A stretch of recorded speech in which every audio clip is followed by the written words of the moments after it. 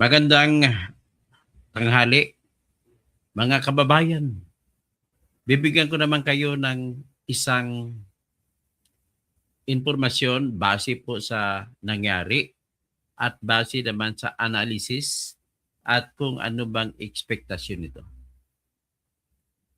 Ang nangyari po dito, marami kasama si Insurrecto ang nabilib kay tinatawag na kay Jinky Luistro. Magaling daw pagka-handle, pagkagawa. Yan naman kasi po ang comment ng isang tao na gusto impeach si Sara. Wala namang fairness yan si Enzo. Unang-una mali ang ginawa ni Luistro kasi hindi niya sinunod ang batas mismo nila. Kung hindi sinunod ang batas mismo nila, ay grave abuse of discretion na yun. So ngayon, kung grave abuse of discretion yan, ay matitinggan naman ng Supreme Court yan. At Julita Tiborcio, Insurrecto, this I will do. Makahanap lang ako ng pera. Magsasampa ako ng kaso sa Supreme Court.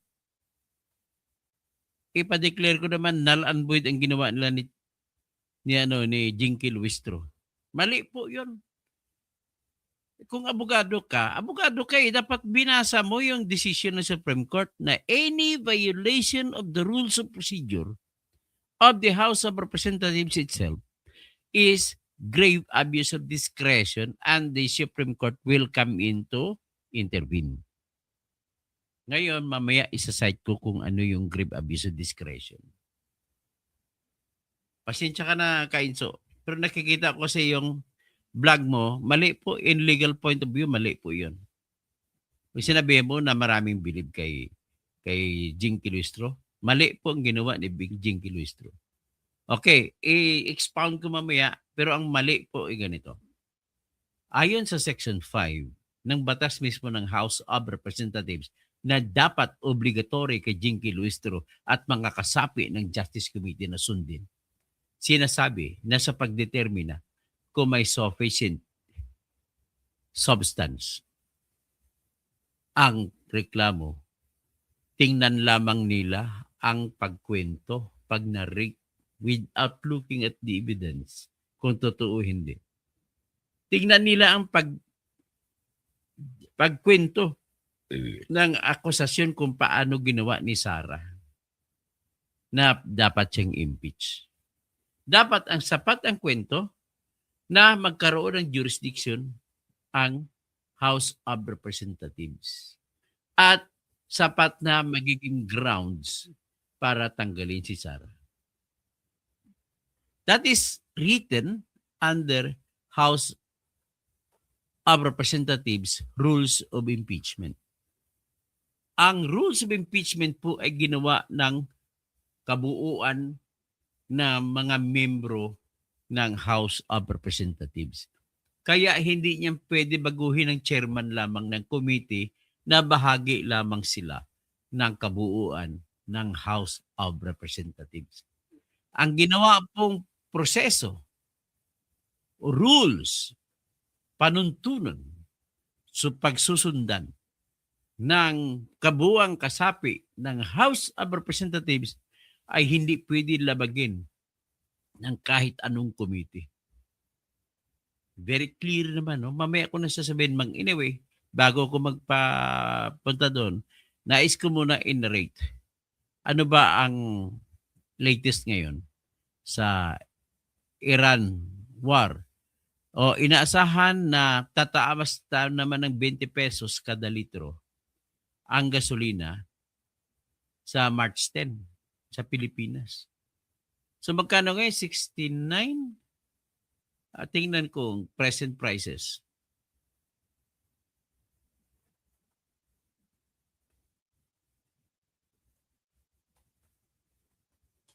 Gasoline in Metro Manila.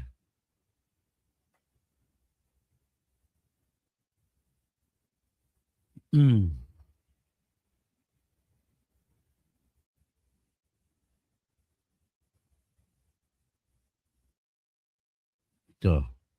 So, sa ngayon ay 62 pesos.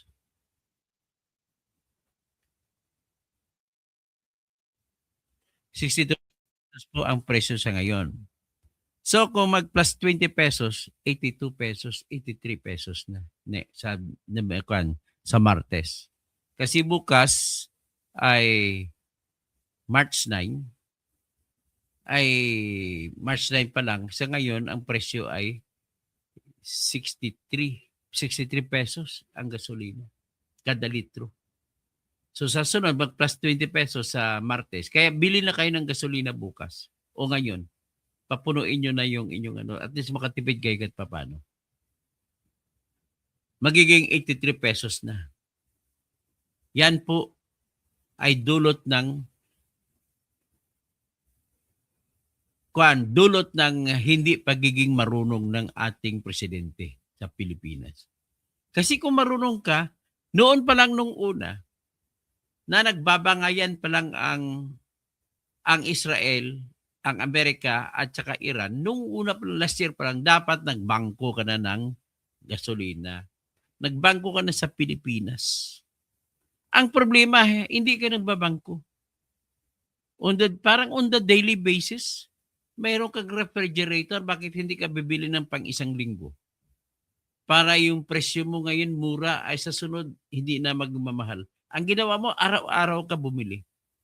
So kung araw-araw ka bumili ng pagkain, pag tumaas ang pagkain, sagip mo lahat. Ang kwan din si Louis Strong, mamaya ipakita ko sa inyo kabubuhan ng gagang yun. So, ngayon, ang problema natin talaga, after the March 20 pesos increase on March 10, anong kasunod? Kagaguhan po ito ni BBM.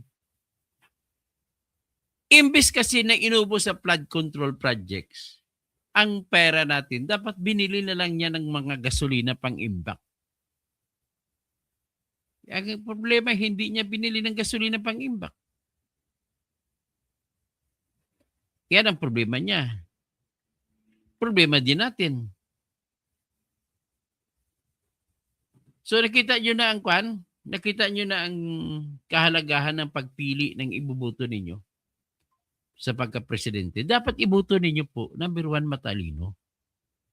Number 1 po, matalino. Dapat ganun. Kung may matalino na bangag, anong gagawin? Mangyari. Panay cocaine lang naman ang sa utak, hindi bibili ng mga reserba. Dapat nagbangko tayo ng gasolina, ng krudo. Ay, tingnan mo, ang problema ko ngayon, baka walang sweldo mga Pilipino sa Middle East. Kasi nga, nagtatago lahat. Akalain mo saan ka makakita ng presidente? Magtago na lang kayo. Ganun na sabihin sa ating OFW, magtago na lang kayo. Kasi bakit? Ang OFW, nagbabayad yan ng $25 sa OWA bago umalis. Ang $25 parang insurance nila sa kanilang repatriation, kanilang pagiging safety. Maniningil pa kayo sa OWA ng $25 kada alis ng mga OFW? Tapos wala kayong maibibigay na pera kasi inubos niya pang flood control? Grabe. Kita niyo ng mga, ayun, may mga tao pa dito, may kapal ng mukha, didipinsan pa yung si BBM na magnanakaw. Klarong-klaro na ang pag-deliver ng malay-maletang pera. Sisiraan pa nila mga Marines na wala namang motibo na magsinungaling mga yun. Sasabihin ni Trillanes na inakusahan na aligaga siya, parang hindi siya nagpapanik siya. Nagbabayad siya sa lahat ng mga nag-interview ng mga vlogger kagaya kay Christian Esguerra. Sa mga grupo ng mga mga 4 alas ko no. Wag na kayo magmaang-maangan. Halata ko na kayo, binibigyan kayo ni Trillanes ng pera para interviewin niya si Trillanes, para gigibain ni Trillanes ang mga 18 na mga ex-marine sa ex-army. Sa gitna ni Trillanes at saka ng mga ex-marine, sino paniwalaan niyo? Gano'n lang po. Gumawa pa ng kwento itong ayon man sa pagkakamali kasi nitong si Attorney Libito Labaligod. Hindi ka naman mathematician, kwento ka ng kwento, wala kang sapat na ano. Ang affidavit po ng mga marino at saka sundalong army, wala silang sinabi na 805 billion ang lahat. Pero ayon sa isang interview, namalayan ko na, may nagbanggit-banggit may ito si Baligod. You're not Baligod, that's Balibad. Sinamantala naman ito ni Ping Lacson na hindi patawag sa Blue Ribbon Committee para imbestigahan ang 18 Marines. Bakit ayaw mo imbestigahan? Nakasadlak na nga pangalan mo dyan, binabanggit na binigyan ka ng malamalita kasama yung barkada mo si Tuta Soto. Ayaw mo imbestigahan? Wala kang kwenta talaga, Ping Lacson. Nakita nyo na, yan ang unang-una. Sa sunod, March 10 plus 20 pesos gasolina natin. Magiging 83 pesos. Ano naman kaya sa sunod na linggo? Mahigit na 100 pesos yan ang 1 litro ng gasolina. Gasolina lang pinag-usapan natin. Ang OFW natin, nagtatago kayo kasi sabi ni BBM, magtago na lang kayo. Hindi niya sinasabi, ubus na yung pera pangbayad sa eroplano na kukunin ang mga OFW. Yan bang presidente nyo nga bangag? O ikaw naman, vlogcaster Armandin, maging makonsensya ka naman. Panay ka kwento kay Trillanes. Bad, I'm telling you straight to your eyes, you received money from Trillanes. Kayo ni Insurrecto. Ganon din si Christian Esguerra, I'm telling to you, straight now. Kasuhan nyo ako kung gusto nyo kasuhan. But the manner that you conduct extraordinary interviews with Trillanes ay ibig sabihin yan. Pati man sila si grupo ni Trillanes, grupo ni interview si Llamas, Ronald Llamas. May iba pang grupo, si Hidarian. O iba pa, si Kristan. Ay mga kayo talaga, mga salot kayo sa bayan ng mga vlogger. Yan ang problema kayo. Pasensya pag nakatanggap kayo ng pera kay Trillanes. Kayo naman sa ibig sabihin dyan. Marami sa inyo na nag-interview kay Trillanes. Bakit kayo nag-interview? Isa lang ang dahilan yan. Kasi totoo po yung kwento na tumanggap ng $2 million si Trillanes para ibibigay sa ICC investigators. At totoo rin kwento na maya't maya may dinideliver na pera kay Trillanes para panggastos niya. At totoo rin ang kwento, inaamin na rin ni Saldico na sa Maidas Hotel na pag-ari ni Saldico, doon dinadala ang mga ini-interview ni Trillanes ng ICC na nire-recommenda ni Trillanes. Si Trillanes na bimini kung sino ang mga testigo na imbestigahan.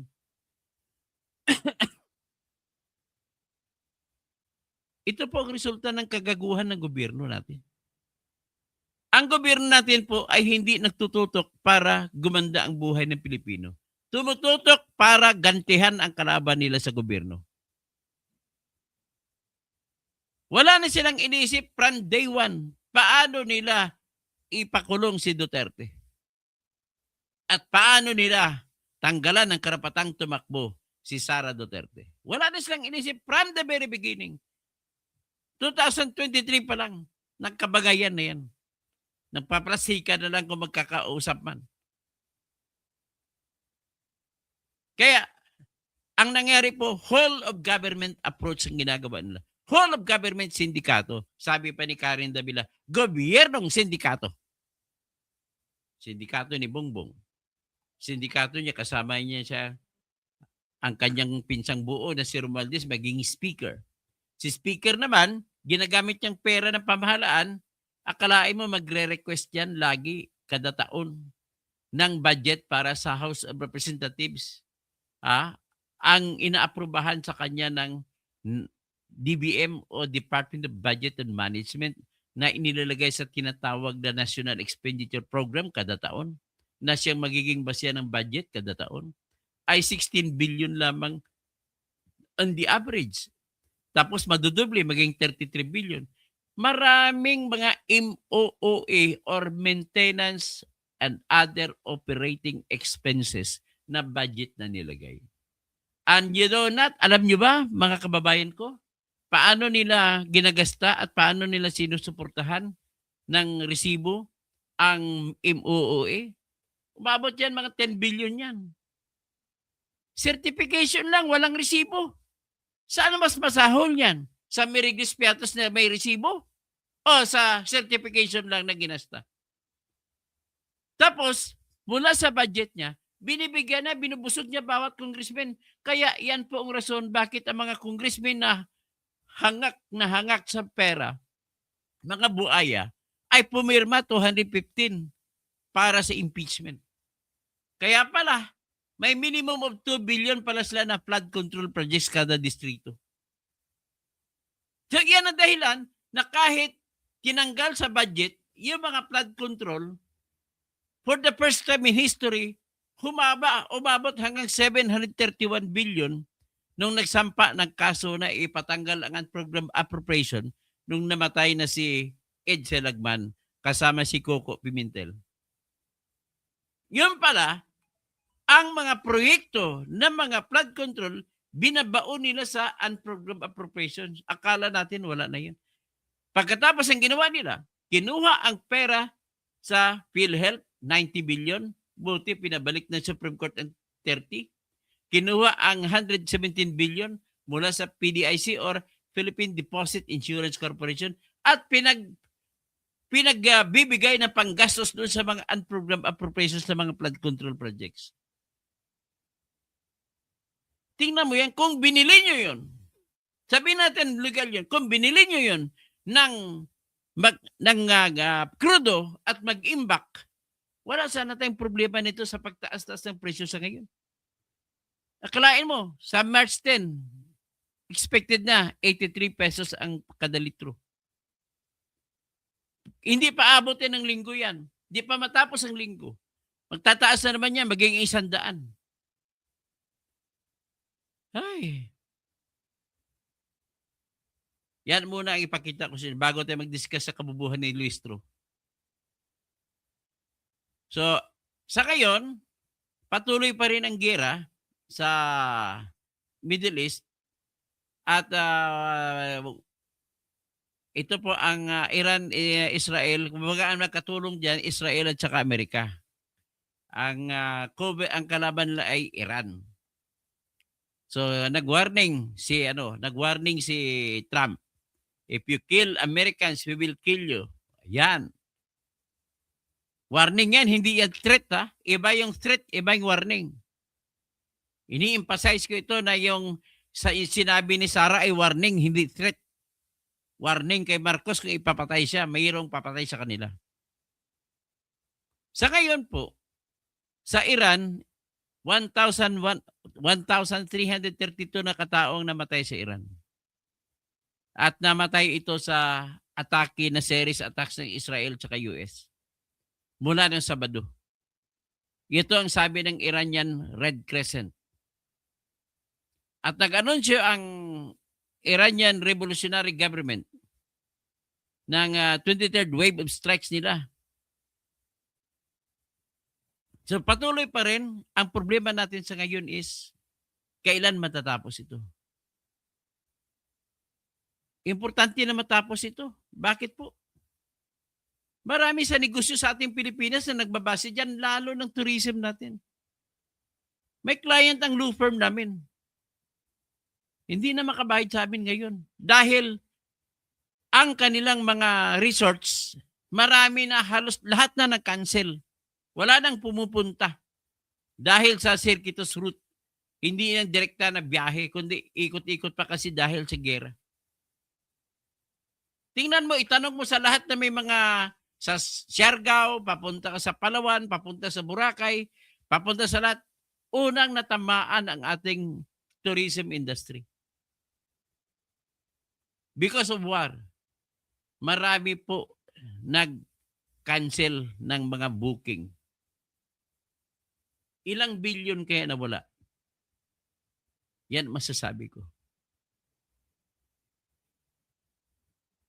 So ito, balik dito na tayo ngayon. kay Jinky Luistro. Pero bago ko pag-usapan kay Jinky Luistro, nais ko muna iklaro sa inyo. Ipakita ko muna sa inyo itong House Committee, House Rules of Impeachment. Ito po, ipakita ko sa inyo.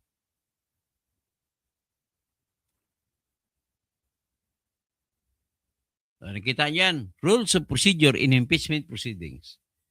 Ito yan. So, Rule 1, nakalagay dyan. Rule 2, paano mag-initiate? Rule 3, filing and referral. Kasama sa Rule 3.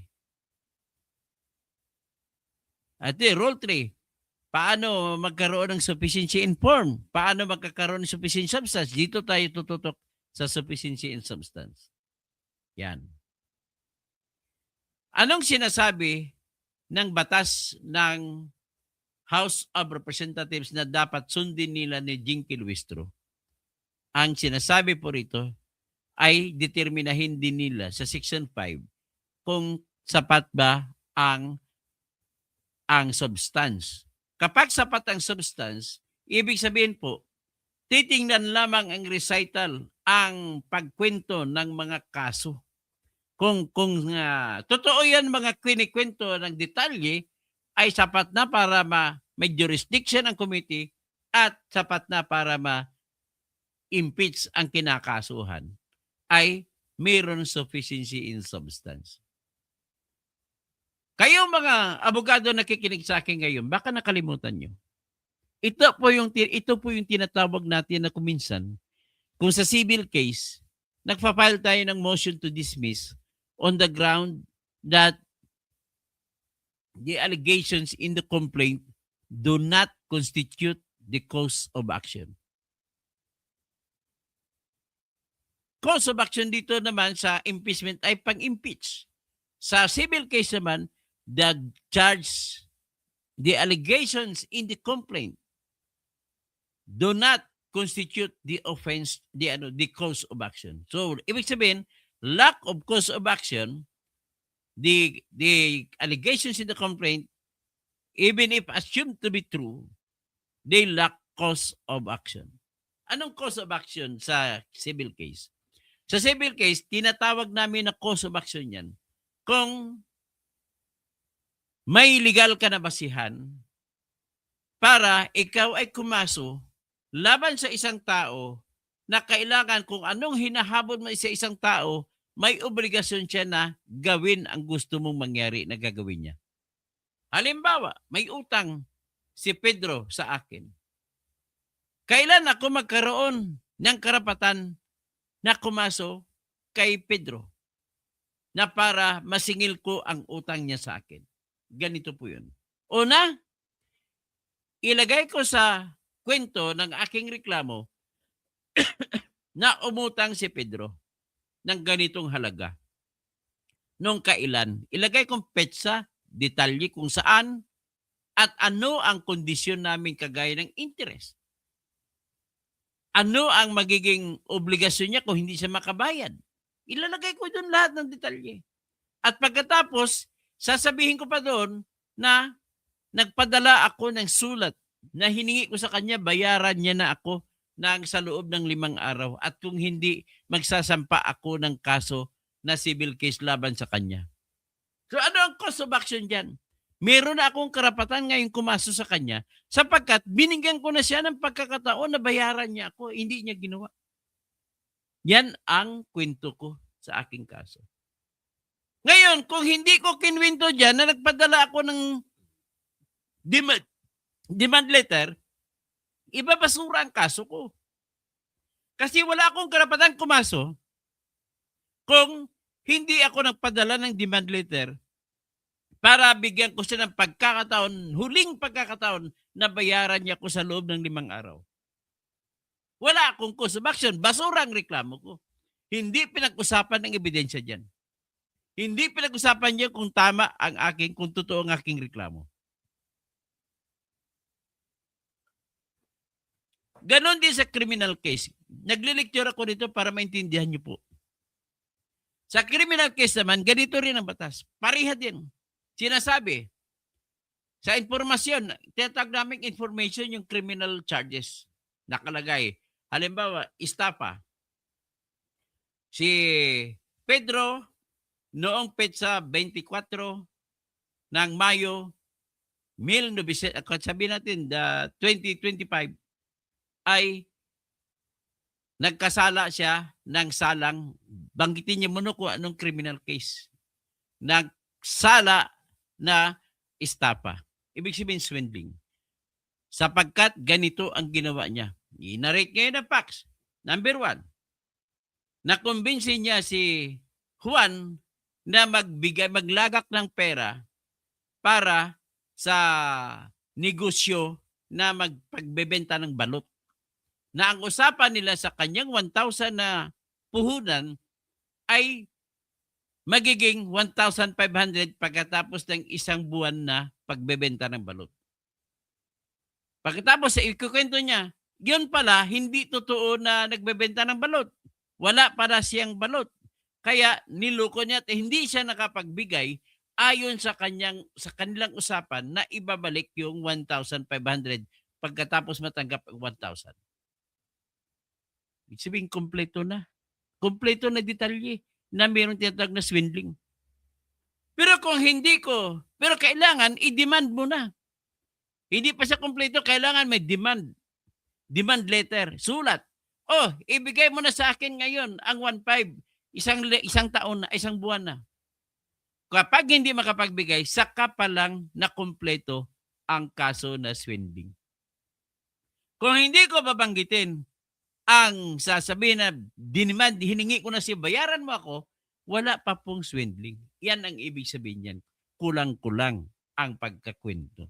Hindi pa pinag-usapan ang ebidensya diyan kung may ebidensya o wala. Having said so, lilipat tayo sa impeachment. Sa impeachment naman, requirement of due process. Nababanggitin ang lahat ng mga detalye na kailanganin para mabuo ang jurisdiction at impeachable ground.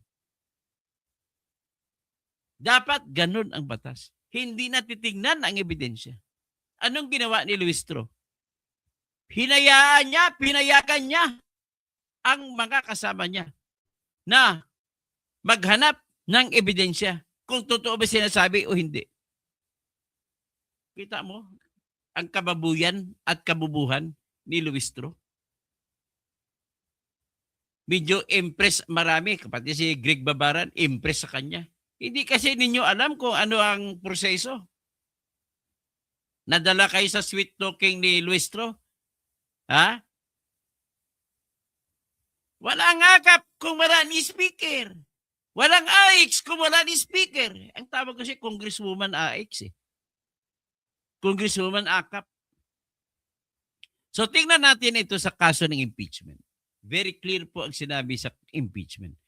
Kailangan lamang ilagay ang lahat ng detalye, isulat mo, at kung sapat ng detalye at sasabihin mo merong jurisdiction dahil sa detalye ko kompleto at merong sufficient ground of impeachment dahil ang detalye kompleto,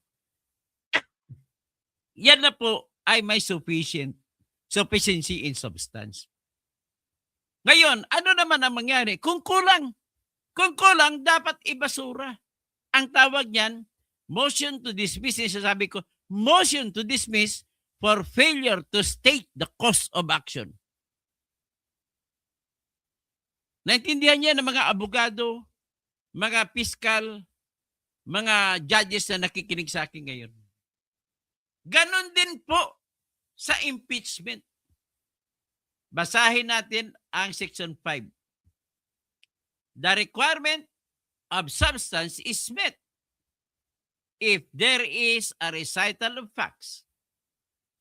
And the recital of facts constitute the offense charge and determinative of the jurisdiction of the committee. Very clear. Dapat sa tingin ko, naintindihan na ninyo yan. Ngayon, examinin natin kay Bongbong Marcos na reklamo.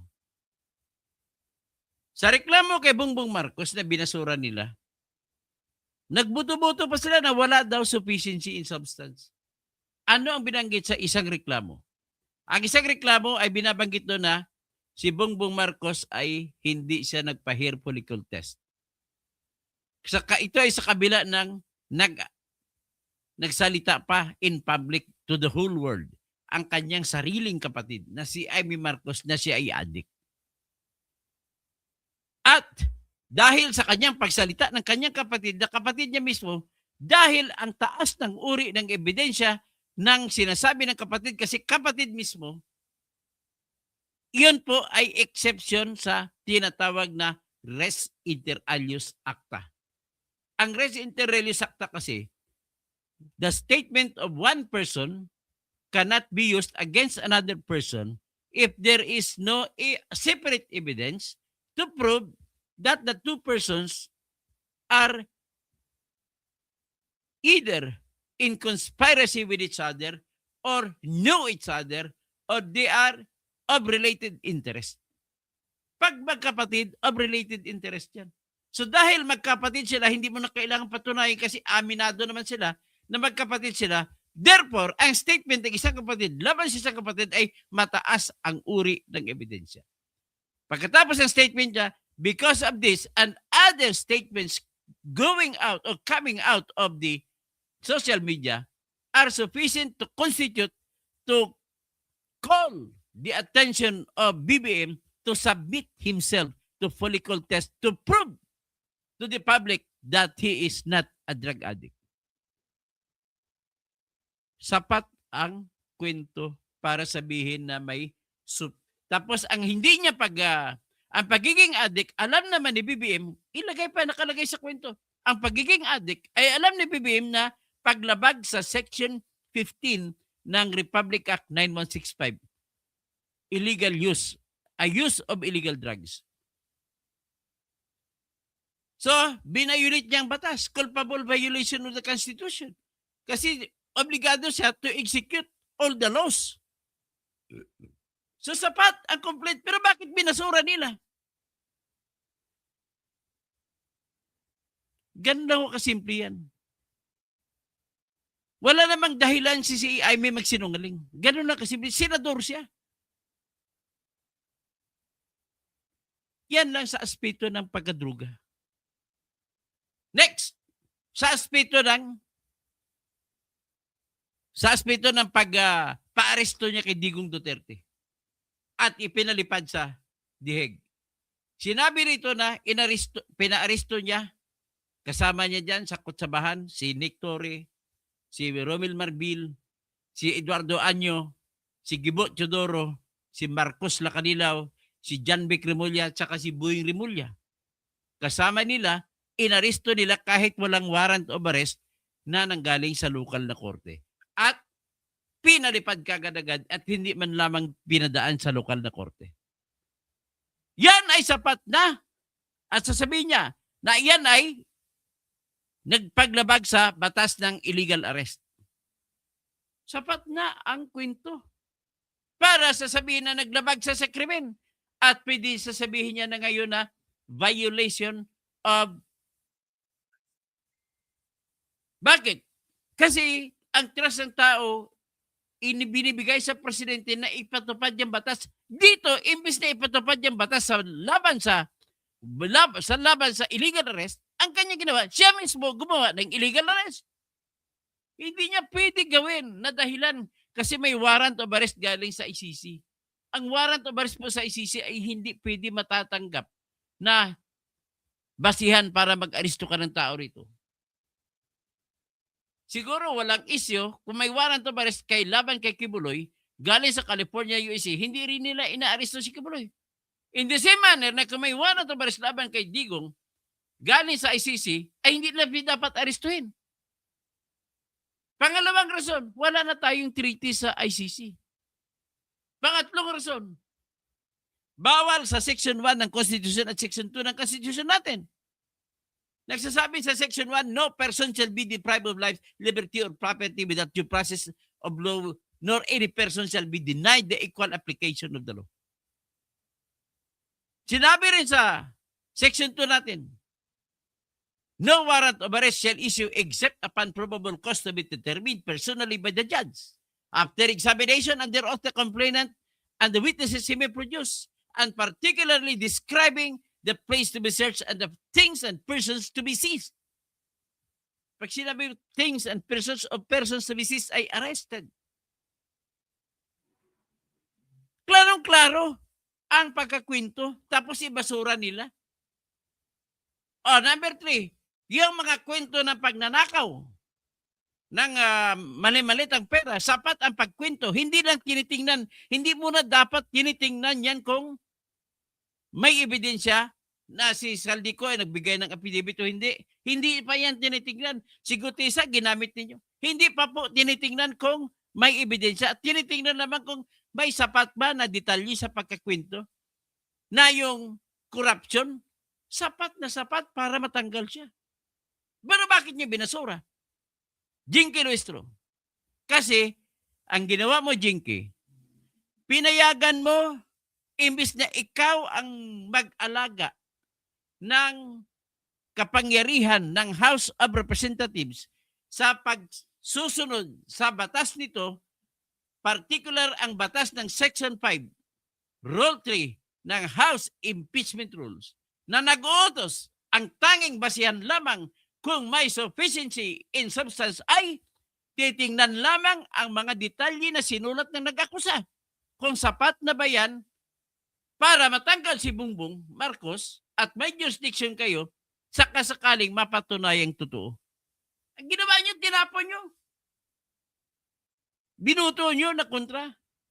Ang tanong, bar exam questions sa mga nakikinig sa akin na kukuha ng bar exam. Given that fact, is the Committee on Justice justified in declaring there is no substance given that circumstances, that there was a complete recitation of facts that are sufficient to constitute jurisdiction and the grounds for impeachment? Did the Committee on Justice violate the law? Ang tanong, yan lang. Anong sagot nyo kung bar exam question yan? Simple lang. Yes? Ang sagot, manner of answering. Tuturuan ko kung paano mag-answer. Total, laptop na kayo ngayon. Hindi na kailangan ng mga handwriting. Sa amin panahon, handwriting. Ang sagot yan, yes. The Committee on Justice of the House of Representatives committed grave abuse of discretion so that it is not correct for them to throw out the impeachment complaint that sufficiently recited all the facts needed to constitute the grounds for impeachment. Ganun na kasimple sumagot. Justification. Kasunod mo. Justification is that the House of Impeachment Rules of Procedure says that it is sufficient for the recitation of facts to constitute the grounds for impeachment, and there is no more need to demand evidence to prove the recitation of facts. Grabe. Kita nyo na yan. So ano sagot yan? Iyan ang sagot sa bar exam questions. Sigurado ako isatanong ito sa bar exam. Patungkol sa impeachment. Sa bar exam ngayong taon. Kaya kayo na may balak na mag-take sa bar exam, tandaan nyo yung aking tanong at tandaan nyo yung aking sagot. Pwede naman extension kasi may nanganganak ang tanong. Now, the House of Representatives in a plenary, pag sinabi plenary, lahat, voted out the rules, the complaint for impeachment filed against BBM as recommended by the Committee on Justice. Question, is the House plenary or House of Representatives in plenary session correct in approving the recommendation of the Committee on Justice to throw out or to reject the complaint for impeachment against BBM? Anong sagot sa bar exam?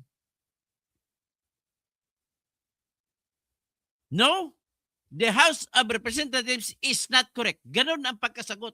Iklaro mo anong ibig sabihin ng no.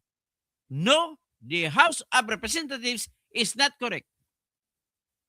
That is because the facts as recited are sufficient to constitute the grounds for impeachment.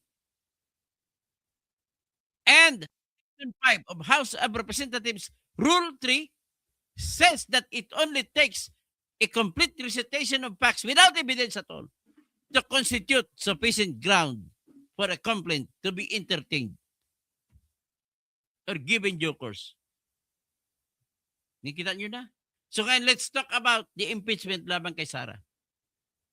Kay Sara naman, baliktad. Hindi sapat ang pagkwento ng facts tapos inaprubahan. Sinabi, may kinuwento, meron siyang confidential fund, 125 million, pagka Vice President. Tapos, pinapalitan sa bangko, dinala sa kanyang opisina. Nang matapos na dala sa opisina, ay ibinigay ng disbursement officer niya doon kay Colonel Dennis Nolasco. At saka si Colonel Dennis Nolasco na ang bahala nagpatakbo. Pagkatapos, nagsumiti si Sara ng mga resibo na ginawa nila ni Dennis Nolasco, kagaya ng mga peking resibo, peking pangalan, kagaya ng Mary Grace Piatos.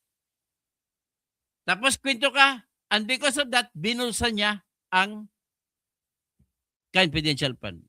Tanong, sapat ba ang kwento? Sagot, hindi po sapat kang kwento kasi dapat nagkwento ka pa kung paano napunta sa bulsa niya mula sa kay Mary Grace Piatos o mula kay Colonel Dennis Nolasco. Walang kwento. Ibig sabihin, out. Kaya may evidence o wala, dapat out. That is what we call among lawyers sa mga civil case. Motion to dismiss for failure to state cause of action. Dito, motion to dismiss for failure to state in facts the grounds for impeachment. Naintindihan nyo na? Next, na akusasyon laban kay Sara. Yung una, confidential fund niya as Vice President, dismissed na yan. Pangalawang reklamo, confidential fund as Department of Education Secretary. Dapat ang statement niya, confidential fund, ay gano'n din kung paano niya binulsa. Dapat kompleto yun. Pag-state. At ilistahin din kung bakit siya ay dapat maging grounds for impeachment despite the fact na she was acting not as Vice President but as Secretary of Education. And you know, ang Secretary of Education ay non-impeachable officer. So paano ngayon magkaroon ng jurisdiction? Ilagay nyo. Paano magkaroon ng jurisdiction ng House of Representatives sa Secretary ng Education? Ganon. Ibig sabihin, kulang ang pagkabanggit. And yet, inaprubahan ninyo ang kaso laban kay Sara. Kulang pagkakwento. Hindi na hinahanap dapat ang ebidensya. Next, may akusasyon. Yung pagkamal kuno ng salapi. Mula pa ng May, Vice Mayor siya. 2008. 18 million hanggang 98 million na noong 2024. So, bali 80 million ang kinamal ni Sara mula ng 2008 na Vice Mayor siya hanggang magiging Vice President siya noong 2024. Yun lang. Pero pinrovide yan ni Mr. Bean ng Pilipinas na malaki ang piski na si Terry Ridon na bobo nag-graduate ng UP College of Law.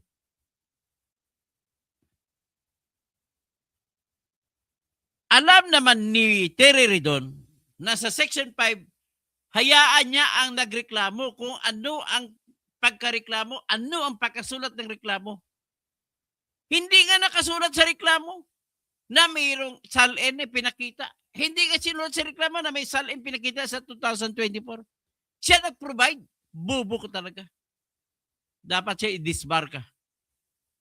So ngayon, ang nangyari, kulang-kulang ang pagkabanggit sa salin na sa mga bangko kuno na bank accounts kuno na deposito base sa kwento ni Trillanes. Kulang ang pagkakwento kung paano mo i-connect na vice president pa siya doon. 2016, sinasabi ni Trillanes. Hindi pa siya vice president noon. Mayor pa lang siya noon. Ibig sabihin, kulang ang pagkakwento para magiging impeachable ground. So dapat ibasura. Anong ginawa nila? Inaprubahan. Pang-apat, yung namigay daw siya ng envelope sa 3 USEC ng DepEd at sinabi, yun daw ay pang-bribery. Pag binasa mo ang reklamo, hindi binanggit para sa ang kontrata. Mayroong project, ano ang project? Sino ang contractor involved? O kung supply man yan, ano? Diyos ko, mismo si Antonio Carpio nagsasabi, may karapatan naman kahit sinong tao magbigay ng bonus. May karapatan naman kahit sinong tao magbigay ng regalo. Natuwa siya sa'yo. May pera siya. Anong masama ron? So, dapat ikwento kung para saan yung pagbigay ng pera. Ang problema, hindi na kinuwento. Sinabi pa nga dito sa interview sa mga education officials na yun, na pinlas sa TV, wala silang alam kung para saan yun. Hindi nila alam kung para saan yun. Pero may isang project silang alam na hindi naman natuloy. Therefore, walang bribery. Pero before that, kahit na tingnan mo ang aligasyon, kulang-kulang para magiging bribery. Ha? O, yan. Ang argumento ng mga walang argumento, tatawagin ka lang didilis. Dati believe ako sa'yo, didilis ka pala. Yan ang mga argumento po, Pirmin Cherneches, na mga bobo na mga Pilipino. Kagaya mo si Subachile. Yan po, sabi mo, didilis di ay kayo. Unsa man di kung didilis ako. Baka bobo kayo. Titingnan nyo, maging fair naman kayo kung anong batas sundin ninyo. So, hindi kompleto pagkabanggit. Tapos, may akusasyon pa na yung nag-press conference siya, ako ay ipapatay ni Bongbong Marcos, ni Lisa, at sika ni Martin. Pero huwag kang mag-alala, ma'am. Nagkumausap na ako ng isang hard killer na pag ako'y pinatay, patayin din sila, huwag tantanan. Patayin si BBM, patayin si Lisa, patayin si Martin Romualdez. Kasalanan ba yun? Grounds for impeachment ba yun? I'm sorry, Mr. Antonio Carpio. It is not. It is a warning. It is not a threat. It is a warning that if you would kill me, then somebody would be out to revenge for me. Ibig sabihin ba, masama ba yung warning ng Amerika sa Iran? Pag pinatay nyo mga Amerikano, patayin din namin kayo. Warning yun, hindi yung threat. At saka ikaw naman, Janice Digamo, huwag kang magpagamo-gamo. Pakabuba mo na babae ka. Kasi kung mo may threat ako ng sa husband niya, si Arnie Teves, na kung gagawin mo ito ay papatayin kita. At nangyari daw, ginawa niya, pinahuli niya yung mga gambling at pinatay siya ni Teves. Ano ang kinalaman niyan sa kaso naman ni Sara? Ang threat ni Teves laban sa iyo, sa husband mo, Janice Digamo, ay kung gumawa siya ng tama, ay papatayin siya. Ang warning naman, hindi yung threat, ang warning naman ni Sara, laban kay BBM, kay Lisa at kay Martin, kung gagawa sila ng illegal, gaganti siya. Sa pamamagitan ng ibang tao. Patay na siya eh. Hindi ba naintindihan yan? Ibig sabihin, yan po ay walang krimen na warning na ibibilanggo ka dahil nag-warning ka na papatay ka. Kung sakasakaling ipapatay mo ako, may papatay sa'yo. May krimen ba na ganun? Wala. Wala kang crime na threat, plotting to kill. Walang krimen na ganun. Ang problema rito kay Antonio Carpio, ano lang kayo? Anti-Sara, anti-DDS lang kayo. Kaya ganun ang inyong opinion. Lalo ng mga taga-UP na to. Ligutan. Napakabubo mo naman. Professor pa sa UP. O Dino de Leon. Tawagin nyo yung threat yan. Tawagin nyo grave threats. Sino pang iba? Napakabubo nyo talaga ng mga abogado. Sayang ang ginagasta namin na binabayad mula sa aming sa aming mga buwis, binabayad sa inyo para mag-aral kayo sa UP ng libre. Grabe. So yan sa threat. Walang threat tapos inaprubahan nyo. Ano pa? Yung designated survivor daw nung SUNA noong 2024, sabi ni Sara, hindi ako daladalo. Bakit? Designated survivor ako. Nung time na yun, sikat yung pelikula sa US na designated survivor. At ang kwento ng designated survivor ay patungkol sa SUNA din ng Amerika. Kung saan ang SUNA nila ay nangyayari sa Capitol Hill. At sa Capitol, mag-speech ang presidente ron. Andoon ang lahat ng senador, lahat ng congressmen, pati vice president nandun. Kung bombahan ng missile yon at patay sila lahat, sino maging presidente? Yon ang designated survivor. Hindi siya papadaluhin sa SUNA. Masama ba yun? Sinabi ni Sara ganun? Wala namang batas na nagbabawal sa ganun. So, walang grounds for impeachment. So, pero, ang ginawa ninyo, kahit kulang-kulang ang pagkabanggit, inaprubahan ng committee ni Lubistro. Ganon kabubo si Lubistro or Brighton, pero sinadya nila. I hope you now understand what I mean. Ganon lang po kasimple yan. Hindi po ako harbor traidor. Ang traidor dyan si Insurrecto. Sa Bunyog. Tinatraidor niyang Bunyog. Hindi ako. Bakit siya tumatanggap ng pera kay BBM? Huwag na kayo magkakuan kayo sa mga sinisira niyong bansa natin. Kaya nagtitira ko nito, sasabihin, bibilib si Insurrecto kay Jinky Luistro. Kabubom naman Inso. Oh, hindi na muna siguro ako mag-comment.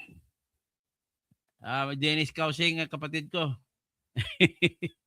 Pasensya na kayo. Talagang passionate talaga ako para sa bansa natin. Okay? Paki-like na lang at ako'y magtatapos na. Paki-like nyo na lang po. At may gagawin lang akong ibang panghanap buhay. Maraming salamat po.